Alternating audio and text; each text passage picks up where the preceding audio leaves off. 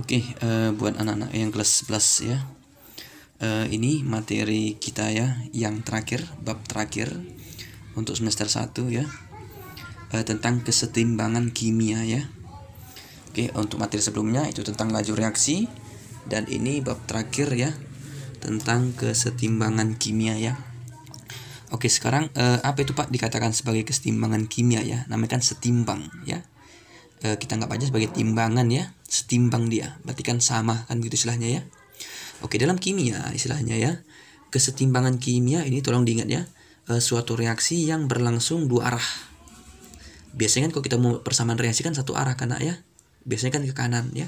Tapi kalau dikatakan setimbangan kimia, suatu reaksi kimia yang berlangsung dua arah ataupun namanya bolak-balik ya nak ya. Oke, jadi setiap namanya dikatakan setimbang, ya setimbang itu ada ciri-cirinya. Yang pertama, laju produk sama dengan laju reaktan. Berarti kecepatan terbentuknya ke kanan itu sama dengan terbentuknya ke kiri ya. Itu dikatakan setimbang. Ya, seperti timbangan ya. Bergerak ke kiri ke kanan itu sama ya kecepatannya. Kemudian reversible.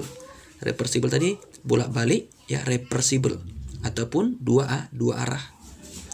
Kemudian timbangan kimia, kalau dikatakan resist timbang itu susunan tidak berubah. Ya. Berarti dikatakan namanya istilahnya konstan ya, ataupun kita katakan tidak berubah. Kemudian yang keempat itu bersifat namanya mikroskopis. Artinya mikro itu kan kecil ya, berarti kita nggak bisa melihat ya kapan suatu zat itu mengalami kesetimbangan ya. Tidak bisa kita perhatikan ya, bisa kita lihat secara kasat mata bagaimana reaksi itu dikatakan setimbang ya. Makanya ini tadi keempat daripada ciri daripada kesetimbangan kimia. Oke, jadi sebagai contoh misalnya begini ya, kalau ada H2C2O4 H2O, ini kalau misalnya kita di lab, ini warnanya warna biru ya. Nah, kemudian kalau kita panaskan ya, kalau dia nanti dipanaskan ya, dipanaskan dia, itu akan kristal airnya akan hilang ya. Ini kan kita katakan sebagai kristal air ya, itu namanya hidrat ya. Ini hidrat setelah dipanaskan, tanda panahnya ya. Ini airnya akan lepas terbentuk 2H2O. Jadi ketika tadi warna biru mengandung air, setelah nggak mengandung air warna putih ya. Jadi warna putih ini kita teteskan lagi dengan air, terbentuk lagi warna biru. Artinya apa? Reaksi itu bisa berlangsung ke kanan dan ke kiri. Karena secara umum reaksi itu hanya berlangsung ke kanan aja, nggak bisa berlangsung ke kiri ya. Itu dikatakan reaksi satu arah, ini dikatakan reaksi dua arah. Makanya tanda panahnya ada dua, bisa ke kanan dan ke kiri ya. Itu umumnya. Oke, kemudian kesetimbangan kimia ya, ada namanya persamaan kesetimbangan ya. Jadi kesetimbangan kimia kita simpulkan sebagai K ya, kesetimbangan ya, kita simpulkan sebagai K. Jadi kok dikatakan harga K ya, persamaan K ya, ataupun harga K adalah hasil kali konsentrasi produk pangkat koefisien dibagi dengan ya, ingat ya, dikalikanlah produknya dulu, baru dipangkatkan dengan koefisien, baru dibagikan dengan hasil kali reaktan dipangkatkan koefisiennya masing-masing ya. Ataupun boleh dilihat yang ini ya, harga K itu adalah hasil dari produknya dipangkatkan dengan koefisien. Tahu ya koefisiennya? Misalnya ini koefisiennya 1, ini koefisien 1, ini berarti koefisiennya 2. Berarti produknya ditulis dulu, produk pangkat koefisien dibagikan dengan reaktan pangkat koefisien ya. Dan ingat, di dalam kesetimbangan wujud zat yang dipakai adalah gas dan aqueous ya nak ya. Jadi liquid dengan solid tidak mempengaruhi kesetimbangan ya, karena dia dianggap konstan ya, tidak mengalami perubahan. Makanya yang dipakai dalam kesetimbangan itu adalah gas dan aqueous ya, itu pada umumnya. Jadi ingat ya, produk pangkat koefisien, reaktan pangkat koefisien. Oke, kemudian yang berikutnya ya, ini ya. Sebagai contoh misalnya ada persamaan reaksi. Ini kan gas A, koefisiennya A kecil, B kecil koefisiennya, C kecil koefisiennya. Jadi kok persamaan kesetimbangan berarti K sama dengan produknya. Produk udah pasti kanan ya. Ingat ya, produk udah pasti kanan. Pangkatkan dengan koefisiennya. Koefisien kan C, berarti C pangkat C kecil dibagikan dengan reaktan A pangkat A kecil dikalikan dengan B pangkat B kecil ya. Oke, bagaimana Pak kalau nggak ada gas?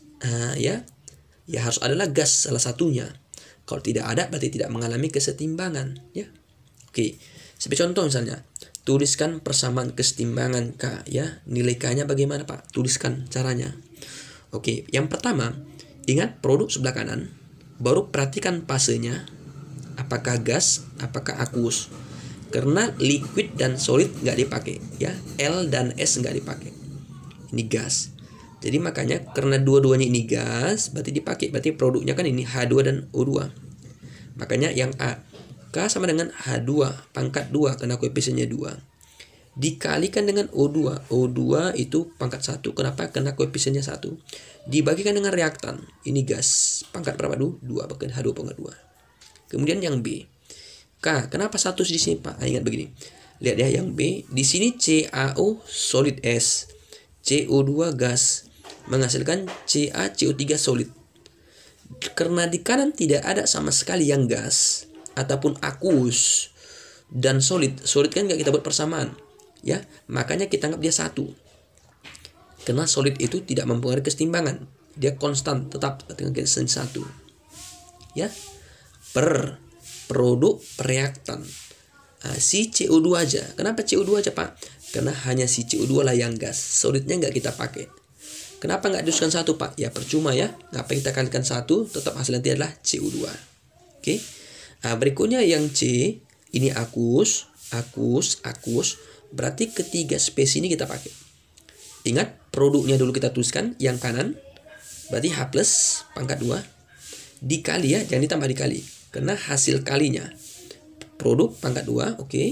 Karena ini 2. Dikalikan dengan C2O4. Pangkat 1. Kenapa? Karena di sini koefisiennya 1 ya. Ini 1, ini nggak dituliskan 1. Dibagikan nanti dengan reaktannya H2C24. Ini 1. Ya.